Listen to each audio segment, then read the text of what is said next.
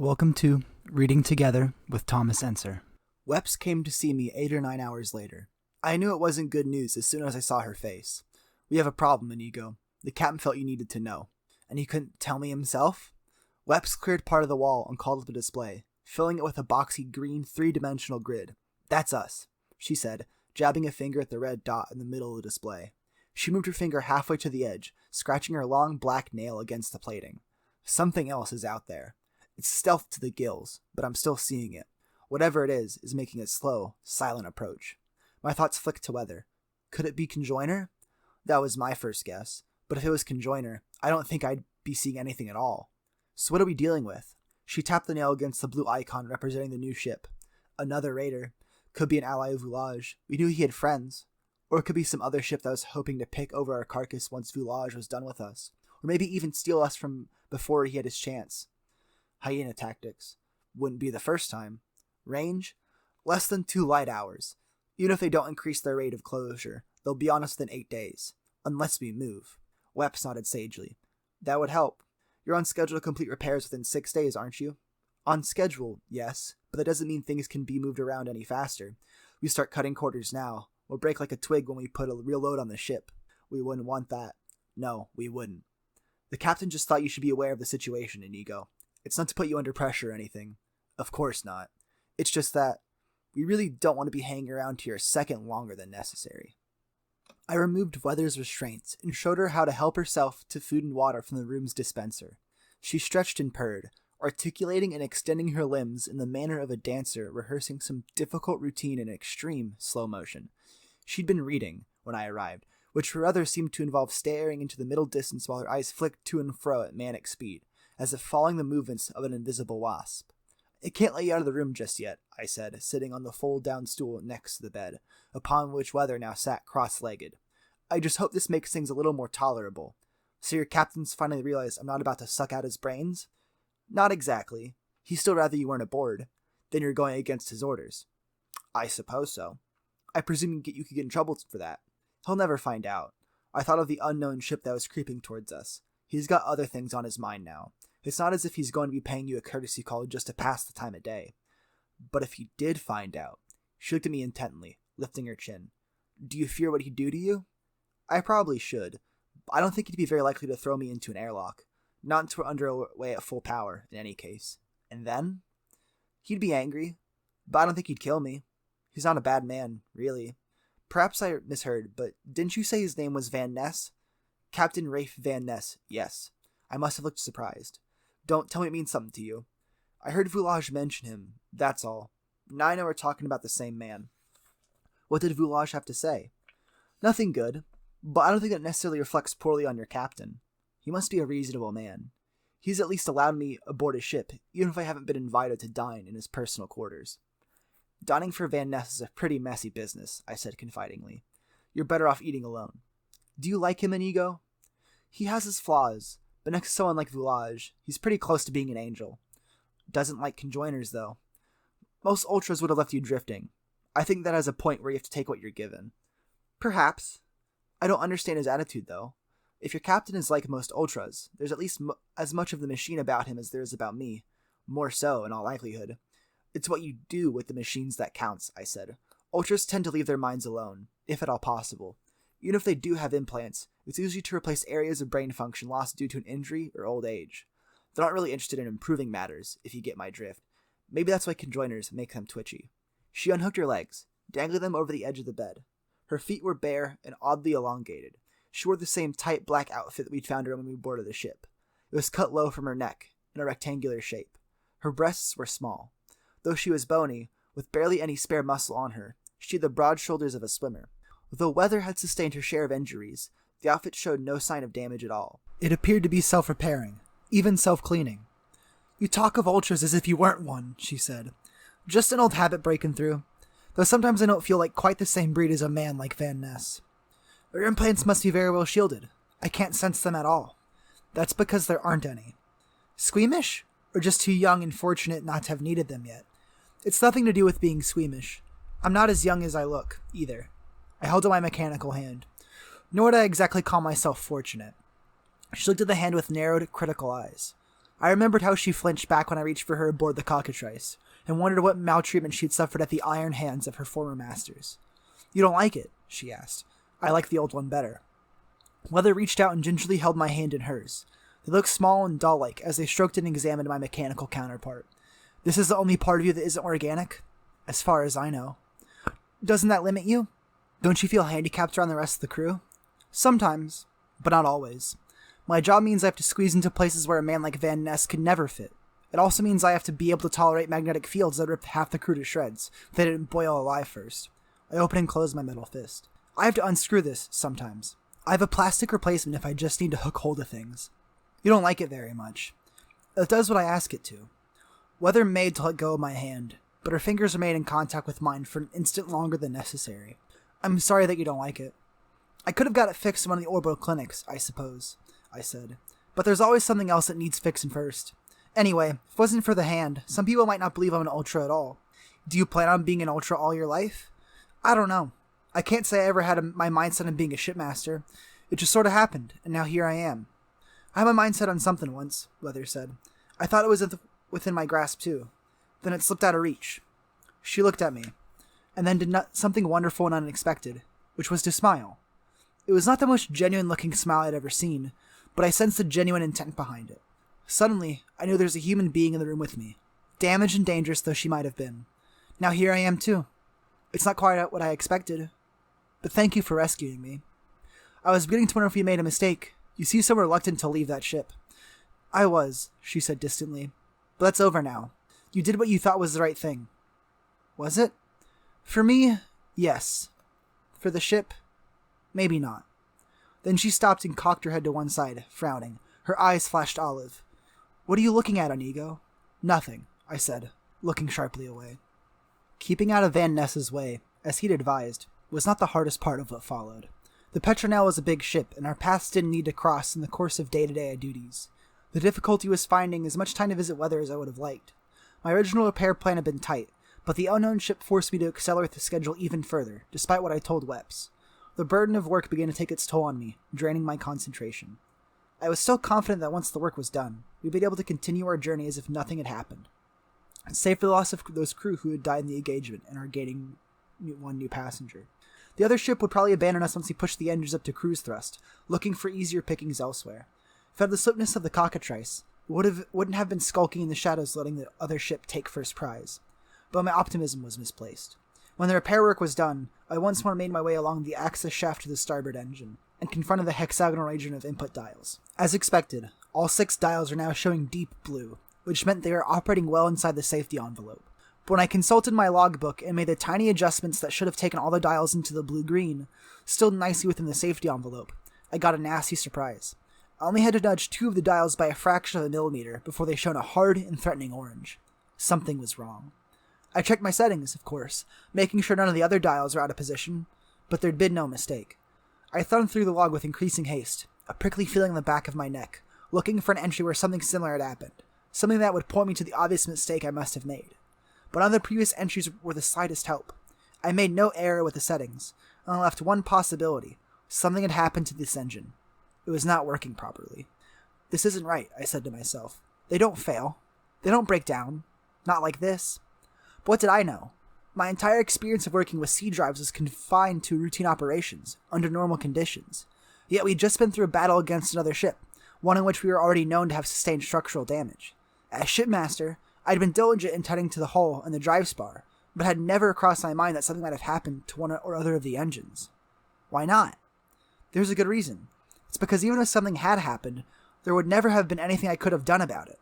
Worrying about the breakdown of a conjoiner drive was like worrying about the one piece of debris you won't have time to steer around or shoot out of the sky. You can't do anything about it, ergo you forget about it until it happens. No shipmaster ever loses sleep over the failure of a C drive. It looked as if I was going to lose a lot more than sleep. Even if we didn't have another ship to worry about, we were in more than enough trouble. We were too far out from Shiva Parvati to get back again, and yet we were moving too slowly to make it to another system. Even if the engines kept working as they were now, we'd take far too long to reach relativistic speed, where time dilation became appreciable. At 25% of the speed of light, what would have been a 20-year hop before became an 80-year crawl now, and that was an 80-year crawl in which almost all that time would be experienced aboard ship. Across the stretch of time, reefer sleep was a lottery. Our caskets were designed to keep people frozen for 5 to 10 years, not 4/5 of a century. I was scared. I'd gone from feeling calmly in control to feeling total devastation in about 5 minutes. I didn't want to let the rest of the crew know that we had a potential crisis on our hands, at least not until I'd spoken to Weather. I'd already crossed swords with Van Ness, but he was still my captain, and I wanted to spare him the difficulty of a frightened crew, at least until I knew all the facts. Weather was awake when I arrived. In all my visits, I never found her sleeping. The normal course of events, conjoiners had no need of sleep. At worst, they'd switch off certain areas of brain function for a few hours. She read my face like a book. Something's wrong, isn't it? So much for the notion that conjoiners were not able to interpret facial expressions. Just because they didn't make it, many of them, didn't mean they'd forgotten the rules. I sat down on the fold-out stool. I've tried to push the engines back up to normal cruise thrust. I'm already seeing red on 2 dials. We haven't even exceeded 0.2 Gs. She thought about this for several moments. What for Weather must have been hours of subjective contemplation. You didn't appear to be pushing your engines dangerously during the chase. I wasn't. Everything looked normal up until now. I think we must have taken some damage to one of the drives during Voulage's softening up assault. I didn't see any external evidence, but you wouldn't, not necessarily. The interior architecture of one of our drives is a lot more complicated, a lot more delicate than is normally appreciated. It's at least possible that a shockwave did some harm to one of your engines, especially for coupling gear. The shock dampening assembly was already compromised. It probably was, I said. The spar was already stressed. Then you have your explanation. Something inside your engine has broken, or is considered by the engine itself to be dangerously close to failure. Either way, it would be suicide to increase the thrust beyond the present level. Weather. We need both those engines to get anywhere, and we need them at normal efficiency. It hasn't escaped me. Is there anything you can do to help us? Very little, I expect. But you must know something about the engines, or you wouldn't have been able to help Voulage. Voulage's engines weren't damaged, she explained patiently. I know that, but you're still able to make them work better. Isn't there something you can do for us? From here? Nothing at all. But if you were allowed to get closer to the engines, might that make a difference? Until I'm there, I couldn't possibly say. It's irrelevant though, isn't it? Our captain will never allow me out of this room.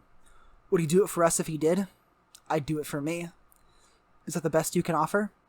Alright, then maybe I'd do it for you. Just saying this caused Weather visible discomfort, as if the utterance violated some deep personal code that had remained intact until now. You've been kind to me. I know you risked trouble with Van Ness to make things easier in my cell, but you need to understand something very important. You may care for me. You may even think you like me.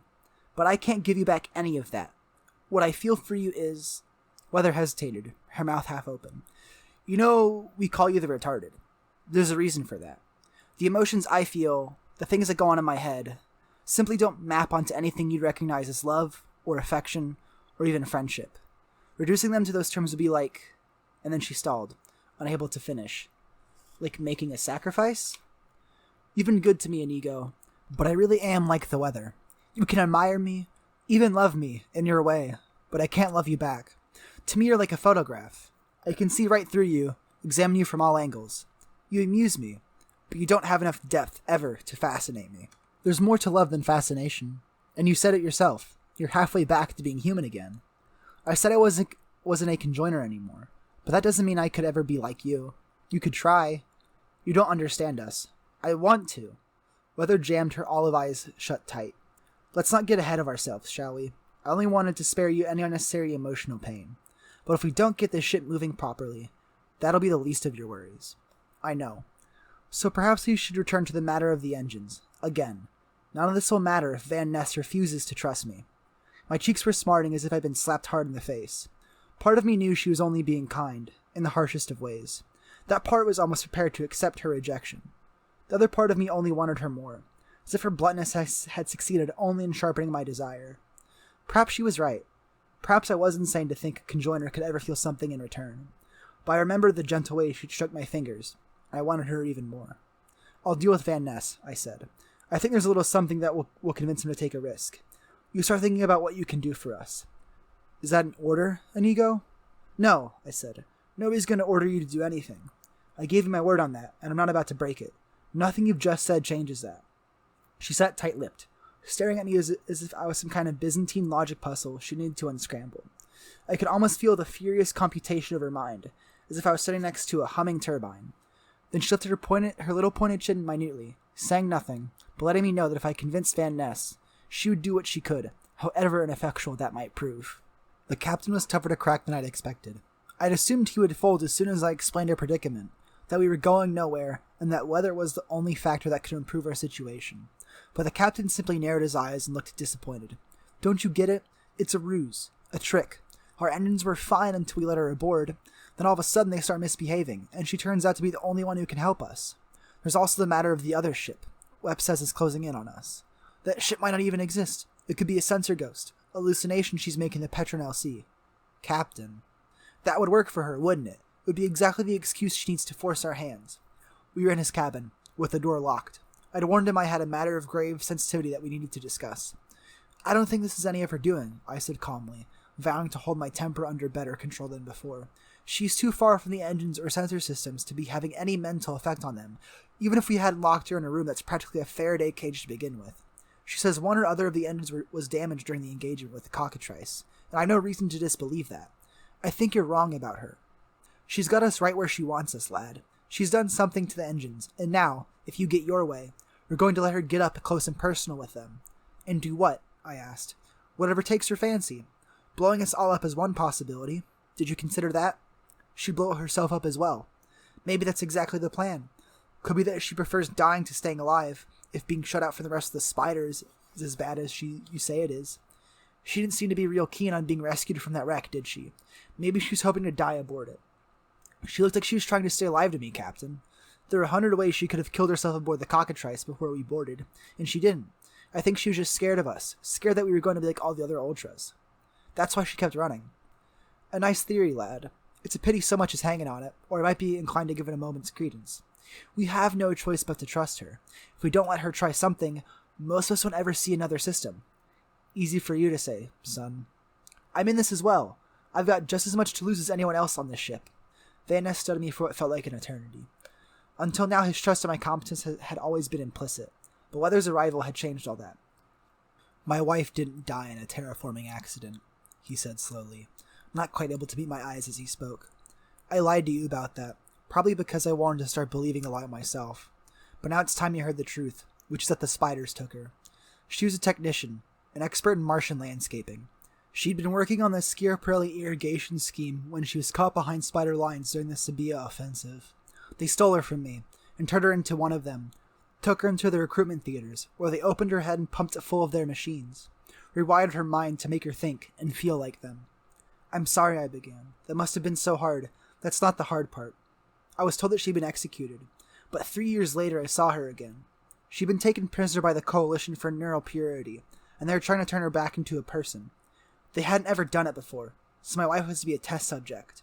They invited me to their compound in Tychoplex, on Earth's moon, hoping I might be able to bring her back. I didn't want to do it. I knew it wasn't going to work, that it was always going to be easier thinking that she was already dead. What happened? When she saw me, she remembered me. She called me by name, just as if we'd only been apart a few minutes. But there was a coldness in her eyes. Actually, it was something beyond coldness. Coldness would mean that she felt some recognizably human emotion, even if it was dislike or contempt. It wasn't like that. The way she looked at me, it was as if she was looking at a piece of broken furniture, or a dripping tap, or a pattern of mold on the wall, as if it vaguely bothered her that I existed, or was the shape I was, but that she could feel nothing stronger than that. It wasn't your wife anymore, I said. Your wife died the moment they took her. That'd be nice to believe, wouldn't it? Trouble is, I've never been able to. And trust me, lad, I've had long enough to dwell on the things. I know part of my wife survived what they did to her in the theaters. It just wasn't the part that gave a damn about me anymore. I'm sorry, I said again, feeling as if I'd been left drifting in space while the ship raced away from me. I had no idea. I just wanted you to know. With me and the spiders, it isn't an irrational prejudice. From where I'm sitting, it feels pretty damn rational. Then he drew an enormous intake of breath, as if he needed sustenance for what was to come. Take the girl to the engine if you think it's the only way we'll get out of this mess. But don't let her out of your sight for 1 second. And if you get the slightest idea that she may be trying something, and I mean the slightest idea, you kill her. There and then. I clamped the collar around Weather's neck. It was a heavy ring fashioned from rough black metal. I'm sorry about this, I told her, but it's the only way Van Ness will let me take you out of this room. Tell me if it hurts, and I'll try to do something about it. You won't need to, she said. The collar was a crude old thing that had been lying around the Petronelle since her last bruising contact with pirates. It was modified from the connecting ring of a space helmet, the kind that would amputate and shock freeze the head if it detected massive damage to the body below the neck. Inside the collar was a noose of monofilament wire, primed to tighten to the diameter of a human hair in less than a second. There were complicated moving parts in the collar, but nothing that a conjoiner could influence. The collar trailed a thumb-thick cable from its rear, which ran all the way to an activating box in my belt. I'd only need to give the box a hard thump with the heel of my hand, and Weather would be decapitated. That wouldn't necessarily mean she'd die instantly. With all those machines in her head, Weather would be able to remain conscious for quite some time afterwards. But I was reasonably certain it would limit her options for doing harm. For what it's worth, I told her as we made our way out to the connecting spar, I'm not expecting to have to use this, but I want you to be clear that I will if I have to. She walked slightly ahead of me, the cable hanging between us. You seem different, Inigo. What happened between you and the captain while you were gone? The truth couldn't hurt, I decided. Van Ness told me something I didn't know.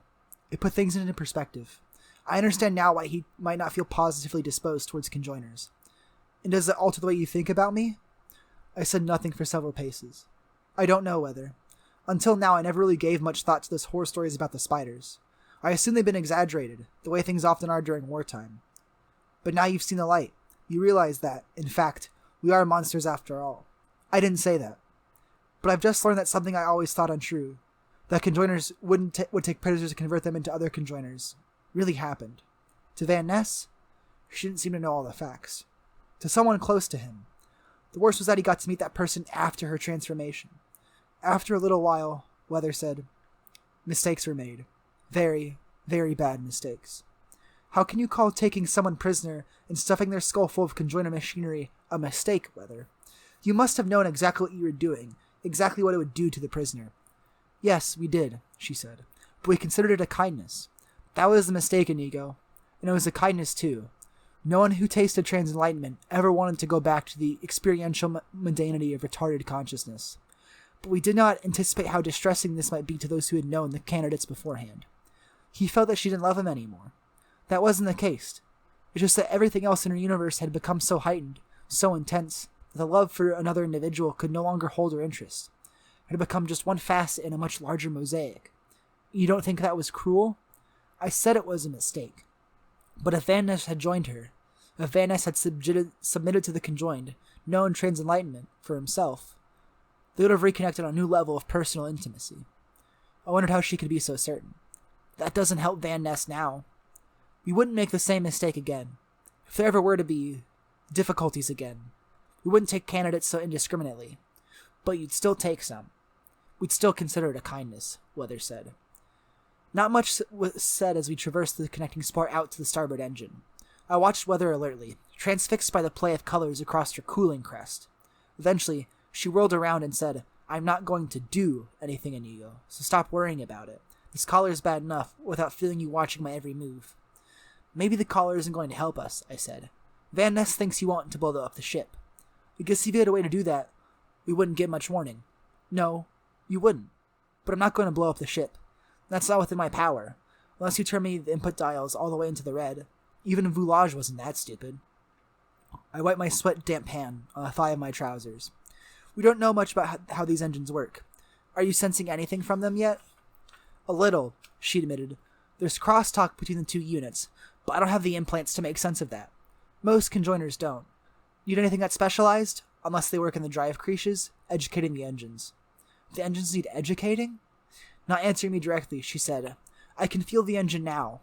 Effective range for my implants is a few dozen meters under these conditions. We must be very close.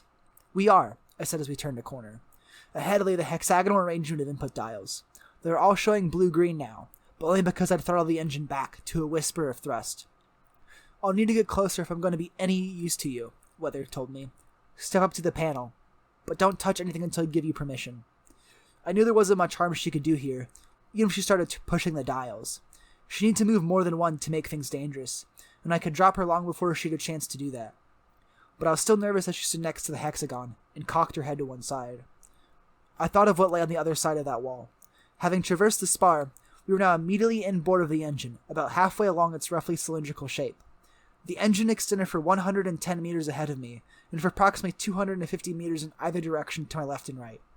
It was sheathed in several layers of a conventional hull material, anchored to the Petronel by a shock-absorbing cradle, and wrapped in a mesh of sensors and steering control systems. Like any shipmaster, my understanding of those elements was so total that it no longer counted as acquired knowledge. It had become an integral part of my personality. But I knew nothing of the engine itself. My logbook, with its reams of codified notes and annotations, implied a deep and scholarly grasp of all essential principles. Nothing could have been further from the truth.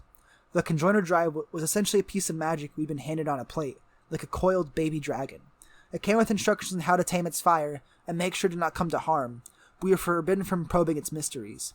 The most important rule that applied to a conjoiner engine was a simple one. There were no user-serviceable components inside.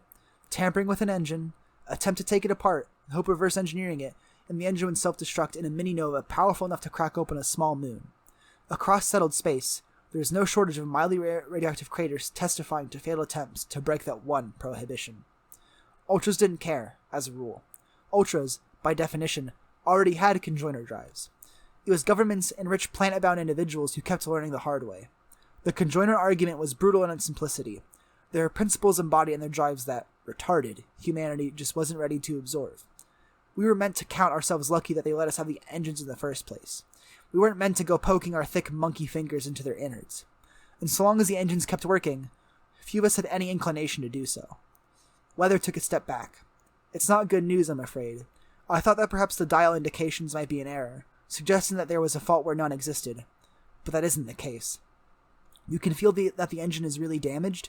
Yes, she told me, and it's this one, the starboard unit. What's wrong with it? Is there anything we can fix? One question at a time, Inigo. Weather smiled tolerantly before continuing. There's been extensive damage to critical engine components, too much for the engine's own self-repair systems to address. The engine hasn't failed completely, but certain reaction pathways have now become computationally intractable, which is why you're seeing the drastic loss in drive efficiency.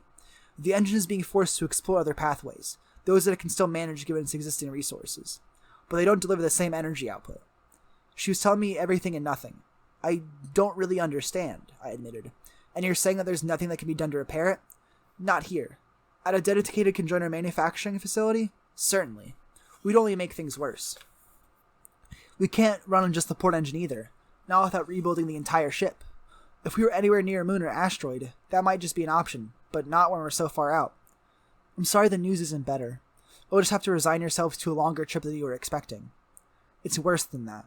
There's another ship closing in on us, probably another raider like Voulage. It's very close now. If we don't start running soon, they'll be on us. And you didn't think to tell me this sooner? Would it have made any difference?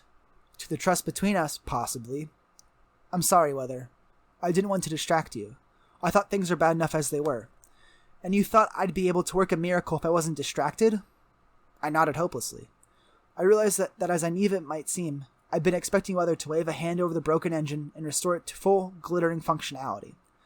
But knowing something of the interior workings of the drive was not the same as being able to fix it. Are we really out of options? I asked.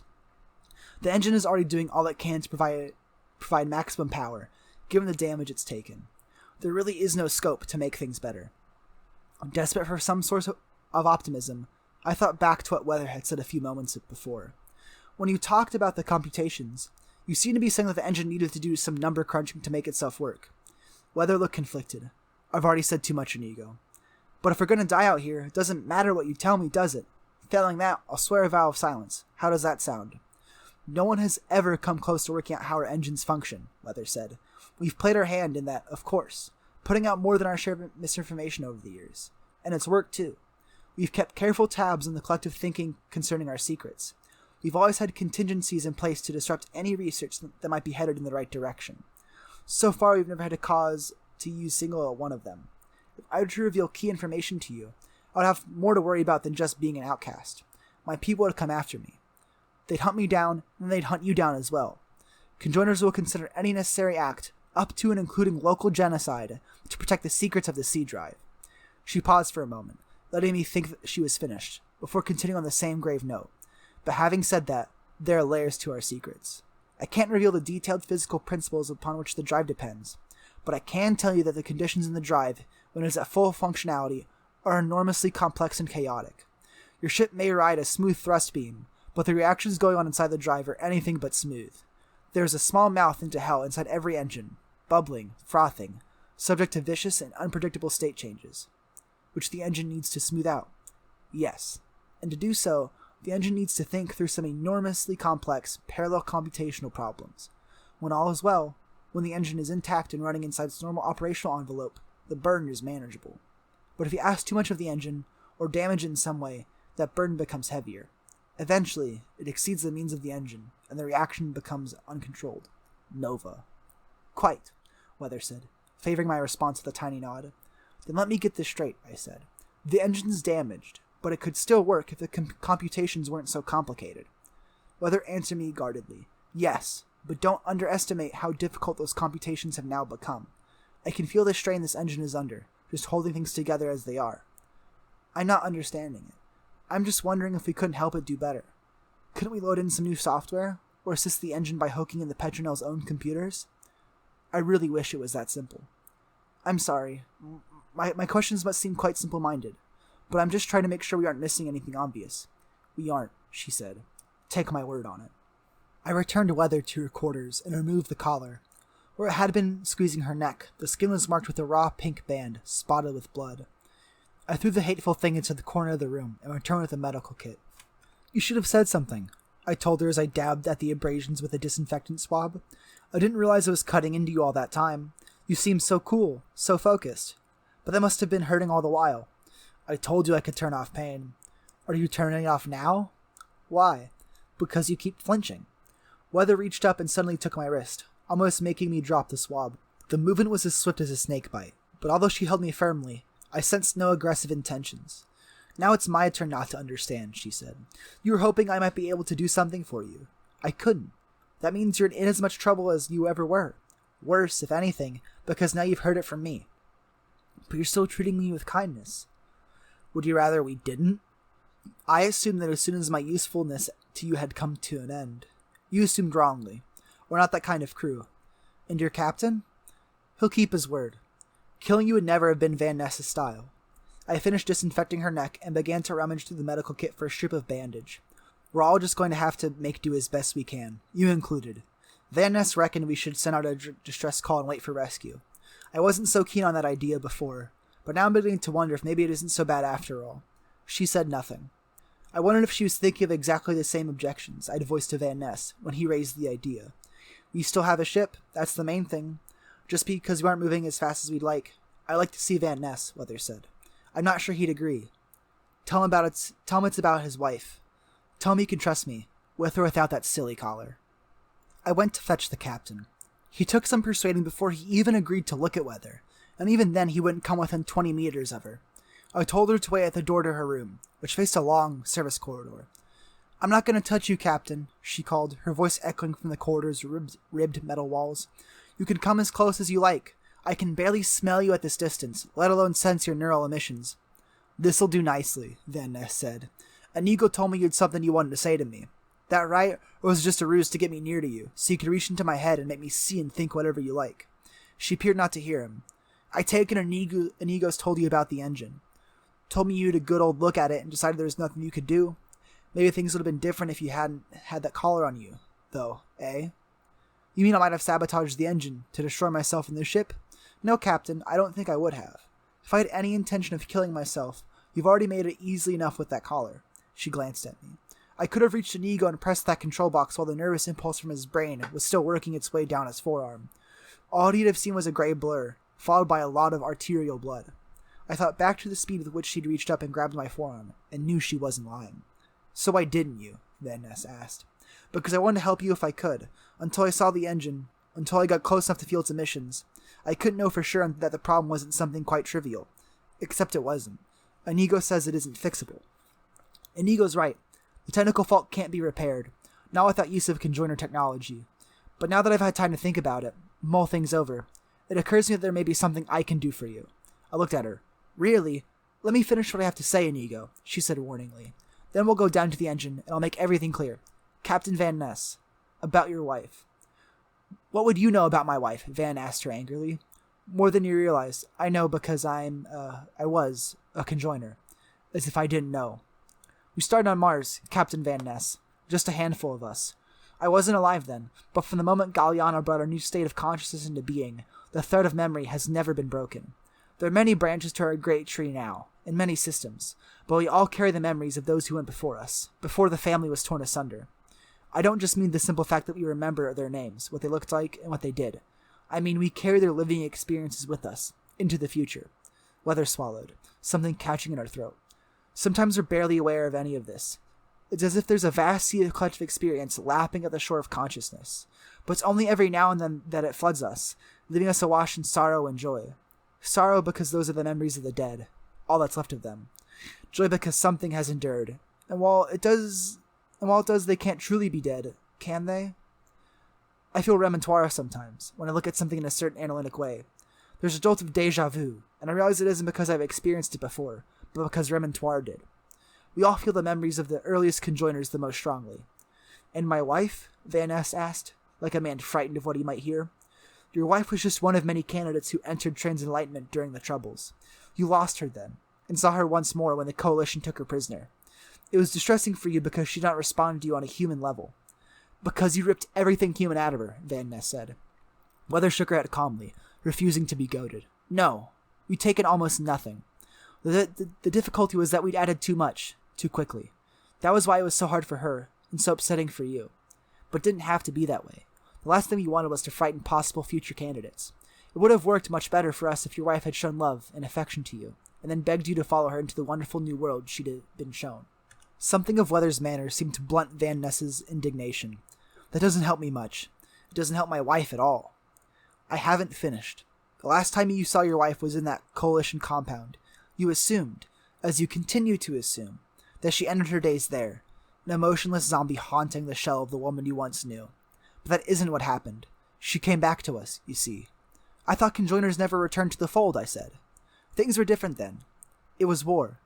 Any and all candidates were welcome, even those who might have suffered destabilizing isolation away from Transenlightenment. And Van Ness's wife wasn't like me. She hadn't been born into it. Her depth of immersion into Transenlightenment was inevitably less profound than that of a conjoiner who'd been swimming in data since they were a fetus. You're lying, Van Ness said. My wife died in Coalition custody 3 years after I saw her. No, Weather said patiently. She did not. Conjoiners took Tychoplex and returned all the prisoners to Transenlightenment. The Coalition was suffering badly at the time and could not afford the propaganda blow of losing such a valuable arm of its research program. So it lied and covered up the loss of Tychoplex. But in fact your wife was alive and well. Weather looked at him levelly. She is dead now, Captain Van Ness. I wish I could tell you otherwise, but I hope it will not come as too much of a shocking blow, given what you always believed.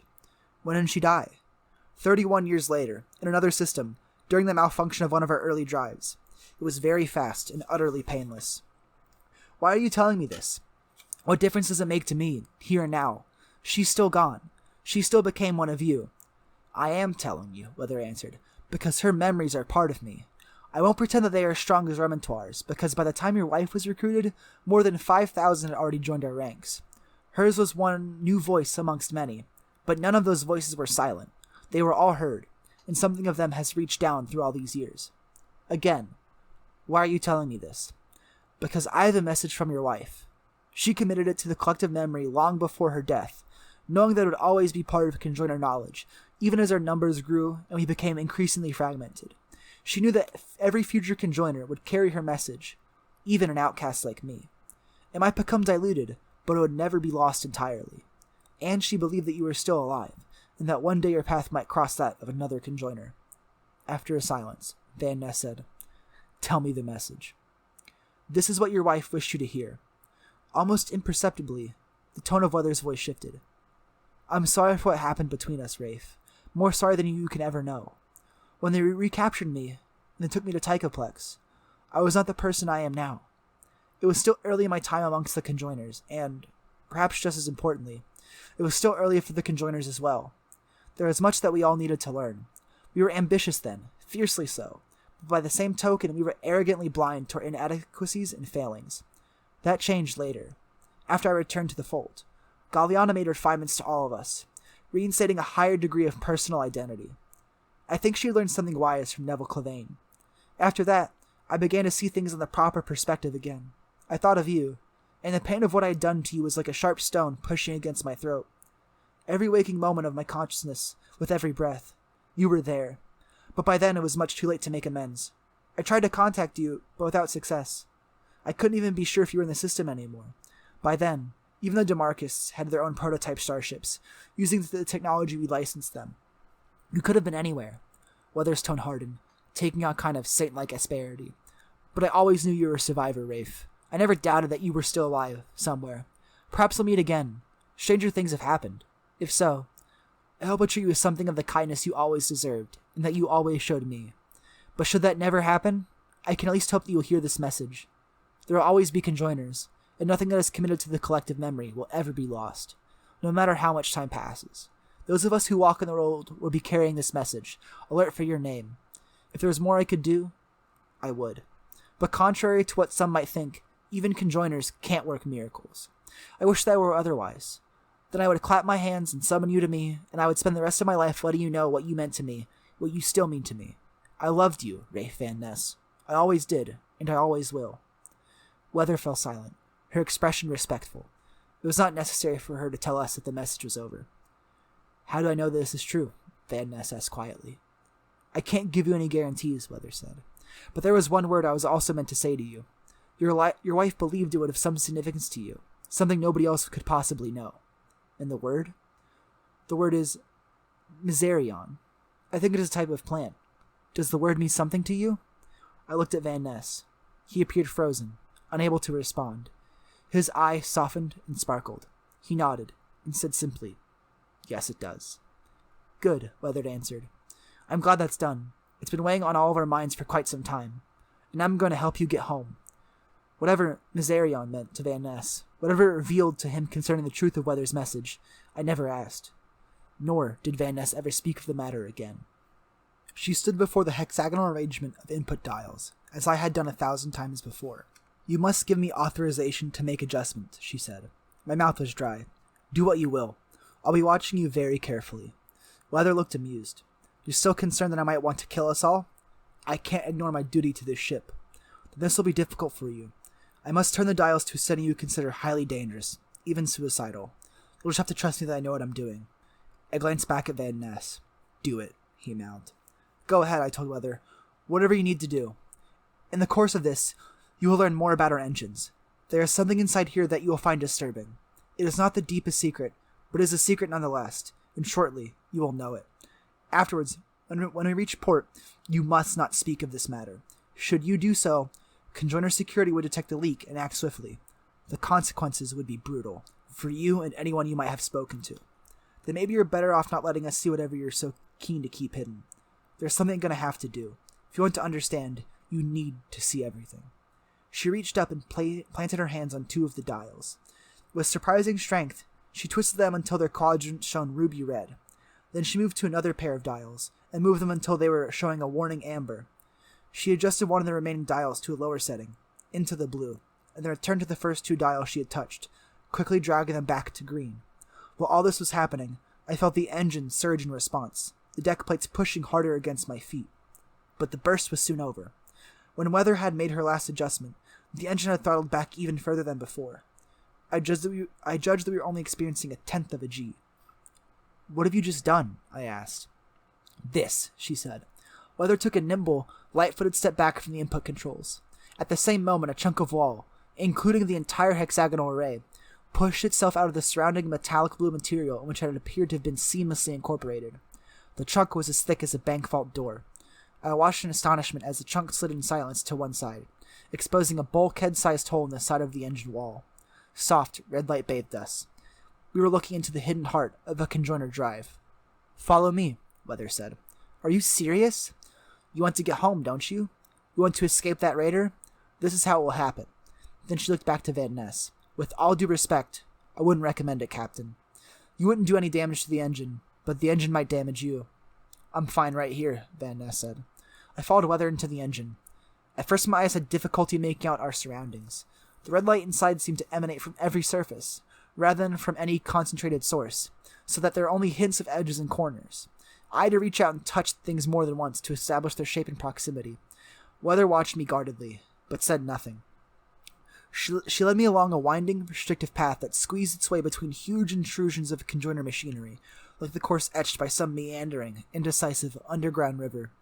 The machinery emitted a low humming sound, and sometimes when I touched it, I felt a rapid but erratic vibration. I couldn't make out our surroundings with any clarity for more than a few meters in a direction. But as weather pushed on, I sometimes had the impression that the machinery was moving out of her way to open up the path, and sealing itself behind us. She led me up steep ramps, assisted me as we negotiated near impassable chicanes, helped me as we climbed down vertical shafts would be perilous even under 1/10 of a G.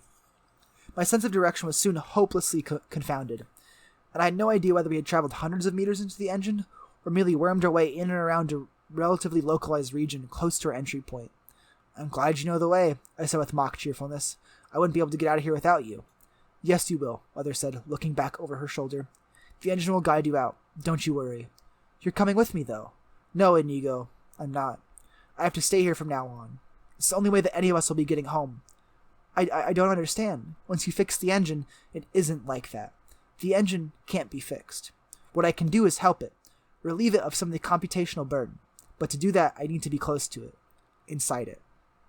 While we were talking, Weather had brought us to a box-like space that was more open than anywhere we'd passed through so far. The room or chamber was empty of machinery, save for a waist-high cylinder rising from the floor.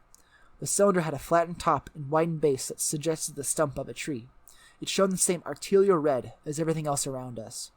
"We've reached the heart of the engine control assembly now," Weather said, kneeling by the stump. "The reaction core is somewhere else. We couldn't survive anywhere near that. But this is where the reaction computations are made, for both the starboard and port drives. I'm going to show you something now. I think I'll make it easier for you to understand what is to happen to me. I hope you're ready." "As I'll ever be." Weather planted a hand on either side of the stump and closed her eyes momentarily. I heard a click and the whir of a buried mechanism. The upper fifth of the stump opened, irising wide. A blue light rammed from its innards. I felt a chill rising from whatever was inside, a coldness that seemed to reach fingers down my throat. Something emerged from inside the stump, rising on a pedestal. It was a glass container pierced by many silver cables, each of which was plugged into the folded cortex of a single, massively swollen brain. The brain had split open along fracture lines, like a cake that had ruptured in the baking. The blue light spilled from the fissures. When I looked into one, peering down into the geological strata of brain anatomy, I had to blink against the glare. A seething mass of tiny bright things lay nestled at the base of the cleft, twinkling with the light of the sun. "This is the computer that handles the computations," Weather said. "It looks human. Please tell me it isn't." "It is human. Or at least that's how it started out, before the machines were allowed to infest and reorganize its deep structure." Weather tapped a finger against the side of her own scalp.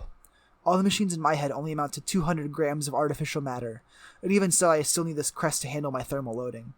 There are nearly 1,000 grams of machinery in that brain. The brain needs to be cooled like a turbo pump. That's why it's been opened up, so that the heat can dissipate more easily. It's a monstrosity." "Not to us," she said sharply. "We see a thing of wonder and beauty." "No," I said firmly. "Let's be clear about this. What you're showing me here is a human brain, a living mind, turned into some kind of slave." "No slavery is involved," Weather said. "The mind chose this vocation willingly." "It chose this?" "It's considered a great honor. Even in conjoiner society, even given all that we have learned about the maximization of our mental resources. Only a few are ever born who have the skills necessary to tame and manage the reactions in the heart of a seed drive. No machine can ever perform that task as well as a conscious mind. We could build a conscious machine, of course, a true mechanical slave, but that would contravene one of our deepest scriptures. No machine may think, unless it does so voluntarily. So we are left with volunteer organic minds, even if those self-same minds need the help of 1,000 grams of non-sentient processing machinery. As to why only a few of us have the talent, that is one of our greatest mysteries. Galliana thought that, in achieving a pathway to augmented human intelligence, she would render the brain utterly knowable. It was one of her few mistakes. Just as there are savants amongst the retarded, so we have our conjoined equivalents. We are all tested for such gifts when we are young. Very few of us show even the slightest aptitude. Of those that do, even fewer even develop the maturity and stability that would make them suitable candidates for enshrinement in an engine. Weather faced me with a confiding look. They are valued very highly indeed, to the point where they are envied by some of us who lack what they were born with. But even if they were gifted enough that it was possible, no one would willingly choose this. You don't understand us, Inigo. We are creatures of the mind. This brain doesn't consider itself to have been imprisoned here. It considers itself to have been placed in a magnificent and fitting setting, like a precious jewel. Easy for you to say, since it isn't you. But it very nearly could have been. I came close, Inigo. I passed all the early tests. I was considered exceptional by the standards of my cohort group. I knew what it was like to feel special, even amongst geniuses. But it turned out that I wasn't quite special enough, so I was selected out of the program. I looked at the swollen, fissured mind. The hard blue glow made me think of Chernikov radiation, boiling out of some cracked fission core. And do you regret it now? I am older now, Weather said. I realize now that being unique, being adored, is not the greatest thing in the world. Part of me still admires this mind. Part of me still appreciates its rare and delicate beauty. Another part of me doesn't feel like that. You've been amongst people too long, Weather. You know what it's like to walk and breathe. Perhaps, she said doubtfully. This mind, it's male, Weather said. I can't tell you his name, any more than I could tell you mine. But I can read his public memories well enough. He was 15 when his enshrinement began. Barely a man at all. He's been inside this engine for 22 years of ship time, nearly 68 years of world time. And this is how he'll spend the rest of his life? Until he wearies of it, or some accident befalls the ship. Periodically, as now, conjoiners may make contact with the enshrined mind. If they determine that the mind wishes to retire, they may effect a replacement, or decommission the entire engine. And then what? His choice. He could return to full embodiment, but that would mean losing hundreds of grams of neural support machinery. Some are prepared to make that adjustment. Not all are willing. His other option would be to return to one of our nests and remain in essentially this form, but without the necessity of running a drive. He would not be alone in doing so. I realized, belatedly, while this was heading. You say he's under a heavy burden now? Yes. The degree of concentration is quite intense. He can barely spare any resources for what we might call normal thought. He's in a state of permanent unconscious flow, like someone engaged in an enormously challenging game. But now the game has begun to get the better of him. It isn't fun anymore, and yet he knows the cost of failure. But you can help him. I won't pretend that my abilities are more than a shadow of his. Still, I did make it part of the way. I can't take the strain off of him, but I can give him free access to my mind. The additional processing resources, coupled with my own limited abilities, may make enough of a difference. For what? For you to get to wherever it is you are going.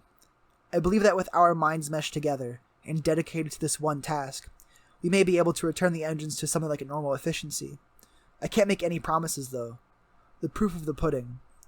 I looked at the pudding-like mass of neural tissue and asked the question I was dreading. What happens to you while all this is happening? If he's barely conscious, the same would apply, I'm afraid. As far as the external world is concerned, I'll be in a state of coma. If I'm to make any difference, I'll have to hand over all available neural resources. But you'll be helpless. How long would you last, sitting in a coma? That isn't an issue. I've already sent a command to this engine to form the necessary life support machinery. It should be ready any moment now, as it happens. Weather glanced down to the floor between us. I'd take a step back if I were you, Inigo. I did as she suggested. The flat red floor buckled upwards, shaping itself into the seamless form of a molded couch. Without any ceremony, Weather climbed onto the couch and lay down, as if for sleep. There isn't any point in delaying things, she said. My mind is made up, and the sooner we're on our way, the better. We can't be sure that there aren't other brigands within attack range. Wait, I said. This is all happening too quickly. I thought we were coming down here to look at the situation, to talk about the possibilities. We've already talked about them, Inigo. They boil down to this. Either I help the boy, or you drift hopelessly. But you can't just do this. Even as I spoke, the couch appeared to consolidate its hold on Weather. Red material flowed around her body, hardening over her into a semi-translucent shell. Only her face and lower arms remained visible, surrounded by a thick red collar that threatened to squeeze shut at any moment. It won't be so bad, she said. As I said, I won't have much room left for consciousness. I won't be bored, that's for sure. It'll be more like one very long dream. Someone else's dream, certainly, but I don't doubt that there'll be a certain rapturous quality to it. I remember how good it felt to find an elegant solution, when the parameters looked so unpromising. I can make the most beautiful music imaginable. I don't think anyone can really know how that feels unless they've also held some of that fire in their minds. It's ecstasy, Inigo, when it goes right. And when it goes wrong? When it goes wrong, you don't get much time to explore how it feels. Mother shut her eyes again, like a person lapsing into microsleep. I'm lowering blockades, allowing the boy to co-opt my own resources. He's wary, not because he doesn't trust me, but because he can barely manage his own processing tasks, without adding the temporary complexity of farming some of them out to me. The transition will be difficult. Here it comes. He's using me, Inigo. He's accepting my help. Despite being almost totally enclosed in the shell of red matter, Weather's whole body convulsed. Her voice, when she spoke again, sounded strained. It's difficult. So much more difficult than I thought it would be. This poor mind. He's had so much to do on his own. A lesser spirit would have already buckled. He's shown heroic dedication. I wish the nest could know how well he has done. She clamped her teeth together and convulsed again, harder this time. He's taking more of me, eagerly now. Knows I've come to help. The sense of relief, the strain being lifted.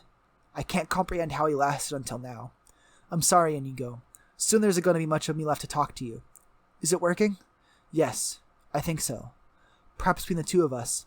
Her jaws cracked together, teeth cutting her tongue. Not gonna be easy, but losing more of me now. Language going. Don't need now. Weather, don't go. Can't stay. Got to go. Only way. Inigo, make promise. Make promise fast. Say it, whatever it is. When we... Her face was contorted with a strain of trying to make herself understood. When we arrive, I said. She nodded so hard I thought her neck was going to break. Yes, arrive. You get help. Find others. Other conjoiners? Yes. Bring them in ship. Tell them to make them help. I will. I swear on it. Going now. Inigo. One last thing. Yes, whatever it is. Hold hand. Reach out and took her hand on my good one. No, Weather said. Other hand. Other hand. I let go, then took her hand on my metal one, closing my fingers as tightly as I dare without risking hers.